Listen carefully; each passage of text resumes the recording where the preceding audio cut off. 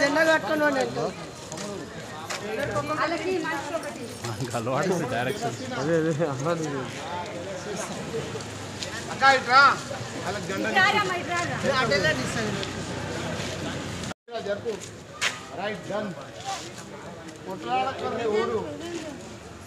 జరుగు భాయ్ నేను లేకుండా మరి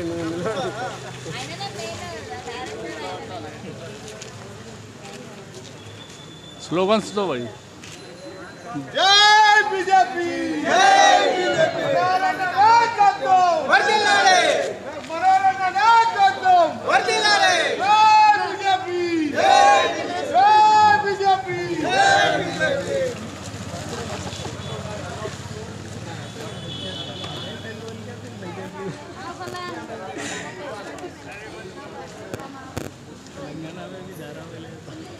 अरे भोजने बोल दिए अभी DRS में जना बोल दिया पूरी पब्लिक जय कांग्रेस बोल दिया हमें रिकॉर्ड भी करने आ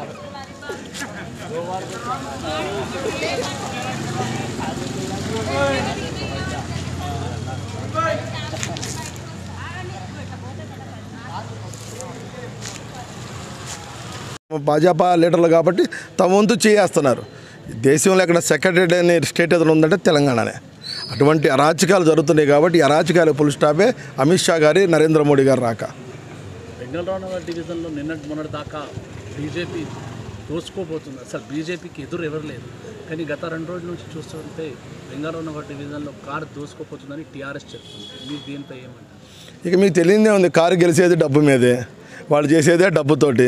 ఇక్కడ నేను పనిచేశాను, ప్రజలకు అందుబాటులో ఉన్నాను. డెఫినెట్గా ఇవన్నీ కూడా డెఫినెట్గా 100,000% బీజేపీ అద్భుతమైన మెజార్టీతో వెళ్ళబోతున్నాం మనం. ప్రజల సమస్యలు మీ ముందు ఏమేమి ఉన్నాయి అంటే గతంలో మీపై ఒత్తిడి ఉండే వల్ల మీకు ఇలాంటి బడ్జెట్ లే వల్ల మిమ్మల్ని హరాస్మెంట్ చేసే వల్లనే మీరు పార్టీ మార్చేశారు, ఇంకా వర్క్ కూడా చేయలేదని ఇట్లాంటి ఆరోపణలు వస్తాయి. ఈసారి మీకు ప్రజలు అవకాశం ఇస్తే మీరు ఏమేమి చేయగలరు, ఇంకా ఏమేమి వర్క్ పెండింగ్ ఉంది? నేను చూస్తాను ఫస్ట్గా ఎస్పెషల్లీ స్లమ్స్లో ఏంటంటే వాళ్ళని ఓటు బ్యాంక్గా చూశారు వాళ్ళని. అక్కడ ఏంటంటే డ్రైనేజ్ వ్యవస్థ చాలా నిర్వీర్యమై ఉంది, దాన్ని అప్గ్రేడ్ చేయాలి. ఎందుకంటే ఒకప్పుడు ఒక ఫ్లోర్ ఉండే ఇళ్ళు ఇప్పుడు 5 ఫ్లోర్లేని ఆ విధంగా అప్గ్రేడ్ కావాలి. ఎస్పెషల్లీ మసీద్ గడ్డలో మీరు ఏ రోజు చూసినా కూడా మీకు డ్రైనేజ్ వ్యవస్థ పోతూనే ఉంటుంది.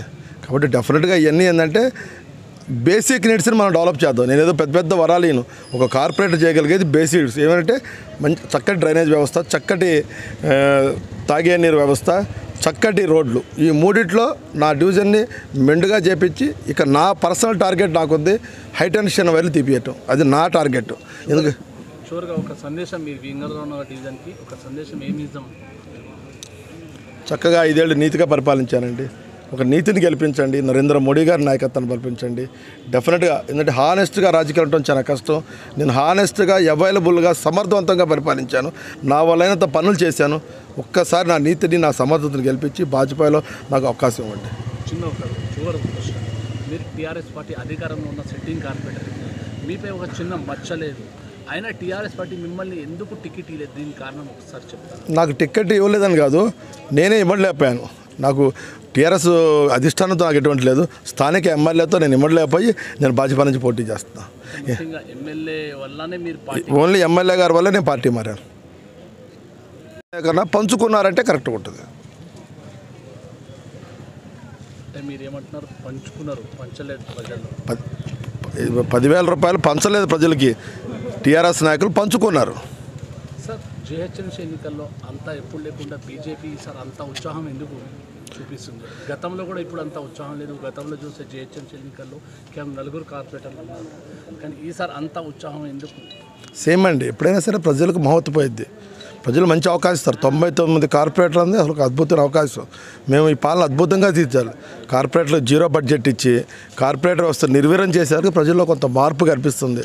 ఎందుకంటే అన్నీ కూడా ఒక వ్యవస్థ ఎలా ఉందంటే షో పుట్టపు తప్పితే reality what is the basic needs దగ్గరికి వెళ్ళలేదు. ఇప్పుడు మాకే ఉంది, కార్పొరేటర్ దగ్గరికి వస్తారు, డ్రైనేజ్ పొంగినా ఏం పొంగినా, డ్రైనేజ్ ఎక్కడ పొంగింది తెలియదు, వాళ్ళకే తెలియాలి. అవన్నీ కార్పొరేటర్గా తెలుస్తుంది, అది చేంజ్ చేయాలి లేదా కలుషిత వాటర్ చేంజ్ చేయాలి. బడ్జెట్ ఇస్తే కార్పొరేటర్ అద్భుతంగా పరిపాలిస్తారు. తీగల వంతులు కడితే కాదు, హైటెన్షన్ తీగలు తీస్తేనే ప్రజల్లో మనం బతకగలుగుతాం. టీఆర్ఎస్ పార్టీ ఆరోపించేది బీజేపీ పార్టీ రాష్ట్ర పార్టీ అంటే మొత్తం భారతదేశంలో ఎక్కడంటే అక్కడ అధికారం తీసుకొస్తుంది. కేవలం గల్లీ జీహెచ్ఎంసీ ఎన్నికల కోసం గల్లీ నుంచి ఢిల్లీ లీడర్లు ఎందుకు వచ్చే పరిస్థితి వచ్చింది? నేను ఇప్పుడు చెప్తాను. నేను చూసాను, నాకే చాలా బాధ అనిపించింది. నా దగ్గర మిర్యాలగూడ ఎమ్మెల్యే భాస్కర్ గారు వచ్చారు. ఆయన మిర్యాలగూడలో ఇంటింటి తిరగలు ఎక్కడ పాదయాత్ర చేయాల, నా డివిజన్లో ప్రతి గడప ఎక్కి దిగుతున్నాడు పాపం ఆ ఏజ్లో. ఎందుకంటే ఆ కర్మ ఆయనకి మసీద్ దగ్గరకు వచ్చి ఓట్లు అడుక్కోవటం, ఎవరు ఎక్కడ తిరుగుతున్నారు, ఎక్కడ అరాచకం చేస్తున్నారు, ఎక్కడ ఏ విధంగా వ్యవస్థ నాశనం చేస్తారో ప్రజలకు తెలుసు. చక్కటి తీరు ప్రజలు పోతున్నారు. మా వాళ్ళు ఎక్కడ మా నాయకులు బహిరంగ సభలకు వస్తున్నారు. ఇట్లా గడపకి బొట్టు పెట్టి తిరిగే ఎమ్మెల్యేలు ఓన్లీ టీఆర్ఎస్ ఎమ్మెల్యేలే. టీఆర్ఎస్ ఆరోపించేది ఏమంటే కావాల్సిన ప్రజల్ని రెచ్చగొడుతున్నారు. బీజేపీ నాయకుల్ని రెచ్చగొట్టి మన హైదరాబాద్ని అంతా గొడవ చేసే పరిస్థితి తీసుకువస్తున్నారు, అందరినీ రెచ్చగొడుతున్నారని టీఆర్ఎస్ మరీ ఆరోపిస్తుంది. అంటే ముఖ్యంగా ఏంటంటే 2020లో ఉన్నాం మనం, 1980s 90లో. ఇవాళ రెచ్చగొడితే రెచ్చిపోవడం హిందువులు లేరు, రెచ్చిపోవడం ముస్లింలు. ఇద్దరు ఇక్కడ గంగా జమునలో కలిసిపోయి ఉన్నారు. ఇక్కడ ఇవాళ టెక్నాలజీ డెవలప్ అయింది, ఇవాళ కెమెరాస్ ఉన్నాయి, అన్నీ ఉన్నాయి. ఓటు బ్యాంక్ రాజు ఒక ఆయన అక్కడ మాట్లాడతాడు, పివి నరసింహరావు గారు ఎన్టీ రామారావు గారు ఘాట్లు కూలుస్తాడంట. అసలు పివి నరసింహరావు అంటే ఏంటి? అతను ఒక తెలుగు వారికి ఒక ఐకాన్. ఎన్టీ రామారావు అంటే ఏంటి? రాజకీయాలకి ఒక కారణ జన్ముడు ఆయన. సినిమా రంగానికి కళామతల్లి ముద్దు బిడ్డ. అంటే ఏదో విధంగా రెచ్చగొట్టి ఆ ఓట్లు డైవర్ట్ చేసుకుని దాన్ని మళ్ళీ టీఆర్ఎస్ వాళ్ళు కౌంటర్ ఇచ్చి ఇదే ప్లాన్డ్ స్క్రిప్ట్ అనమాట. ఎన్టీఆర్ ఘాట్ దగ్గర రమ్మనండి, నాలాంటి ఏ రామాలు ఎంతమంది వస్తారు అక్కడికి వచ్చి ఆ ఘాటుని ముట్టుకోమని ఎన్టీఆర్ ఘాట్ని. ఎన్ని ఏంటంటే ప్రీ ప్లాన్డ్ స్క్రిప్ట్. మేము రెచ్చగొట్టామని చెబుతారు, వాళ్ళేమో అంటారు, వీళ్ళేమో వెళ్తారు. అంతే. ఏంటంటే నేనేమంటానంటే టీఆర్ఎస్ పార్టీకి కూడా మనం విమర్శించడం కాదు, మీరు అభివృద్ధి చేశామని చెబుతారు, అభివృద్ధి మీద మాట్లాడండి. మతకోలాలు జరుగుతాయి, అని దాని మీద మాట్లాడతారు. మీరు చక్కగా 5 సంవత్సరాలు పరిపాలన ఇచ్చారు. 5 సంవత్సరాలు మనం ఏం చేసామో చెప్పుకుందాం. మన మేనిఫెస్టో అయింది 2016లో, 2020కి ఎంత కంప్లీట్ చేసాం మనం, దాని మీద మనం డిబేట్ చేద్దాం. ఛార్జ్షీట్ పెట్టారు, దానికి ఆన్సర్ ఇవ్వండి. దాని లేకుండా కూడా ఒక బూచిని చూపించి అమ్మాయేమో హిందూ ముస్లిం బూచి చూపించి బీజేపీ డౌన్ చేయాలని చూస్తున్నారు. చెప్పండి, ఈ మైనారిటీస్ బీజేపీకి అవకాశం ఇచ్చే అవకాశం డెఫినెట్గా అండి.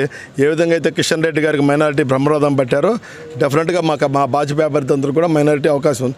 వాళ్ళకి తెలుసు సుస్థిర ప్రభుత్వం కావాలి, సమర్థవంతమైన నాయకత్వం కావాలి, అప్పుడే ఇండియా ముందుకెళ్తాను. ఇప్పుడు ముస్లిమ్స్ అయినా హిందూస్ అయినా అందరూ we are all Indians. India strong ఉంటేనే ఎవరైనా బాగుంటుంది. డెఫినెట్గా హిందూ ముస్లిం బాధం లేదు, వాజ్పేయికి అందరూ బ్రహ్మరథం పట్టబోతున్నారు. ప్రజలు కూడా ఇప్పటికీ ఆశ్చర్యపడిపోతున్నారు. జీహెచ్ఎంసీ ఎన్నికల్లో ఎక్కడో ఎవరో కనిపించేవాళ్ళు ఈరోజు కేంద్రంలో అధికారంలో ఉన్న బీజేపీ కానీ రాష్ట్రంలో ఉన్న టీఆర్ఎస్ కానీ మంత్రుల్ని తీసుకొస్తుంది. కాంగ్రెస్ ఆరోపించేది ఎందుకు అంత గౌరవం? కేంద్రంలో అధికారంలో ఉండి జీహెచ్ఎంసీ ఎన్నికలకి ఎందుకు భయపడుతుంది బీజేపీ? గల్లీ నుంచి ఢిల్లీ లీడర్ని తీసుకొస్తుంది. అలాగే టీఆర్ఎస్ పార్టీ గురించి కూడా చెప్పింది. అంటే బీజేపీ ఎందుకు ఇప్పుడు దాకా అమిత్ షా గారు కానీ వేరే పెద్ద కేంద్ర మంత్రులు వస్తున్నారు ఒక చిన్న జీహెచ్ఎంసీ ఎన్నికలకి? అంటే బీజేపీ ఇక్కడ మొత్తం వీక్ అయిపోయింది.